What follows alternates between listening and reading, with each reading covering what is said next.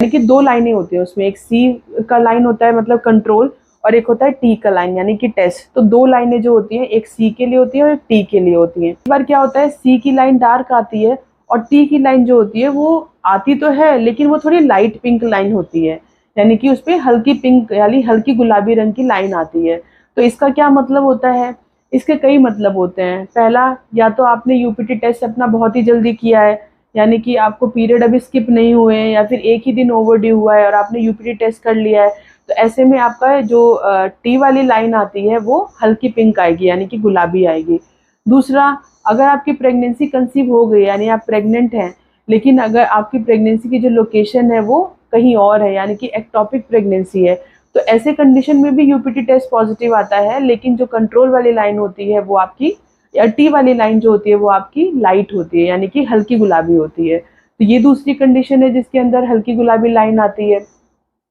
और तीसरी कौन सी कंडीशन होती है कि अगर आपको प्रेगनेंसी तो कंसीव हो चुकी थी लेकिन बीच में आपको ब्लीडिंग हो गई या स्पॉटिंग हो गई या फिर कुछ फ्लैशी मास जाता हुआ दिखाई दिया यानी कि अबॉर्शन की शंका हुई है, तो ऐसे केसेस में भी आपका जो लाइनें हैं यूपीटी किट पे वो एक डार्क आएगी और एक हल्की गुलाबी आएगी।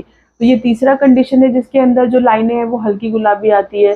तो ये सारे कुछ कंडीशन है जिसके अंदर आपको दो लाइनें तो दिखाई देंगी लेकिन एक लाइन जो होती है वो हल्की गुलाबी होती है यानी कि लाइट पिंक होती है, यानी कि टी लाइन जो होती है वो लाइट पिंक आती है, डार्क नहीं आती है। सो आई होप आपसे समझ में आया होगा कि आपको अपना यूपीटी टेस्ट जो है वो कैसे रीड करना है।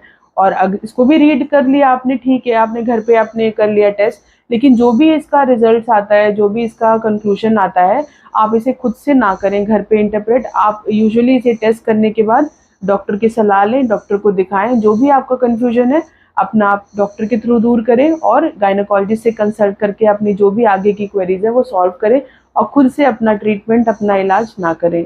ये वीडियो आपको पसंद आई है तो लाइक करें और मेरे चैनल को सब्सक्राइब करें। Thank you so much.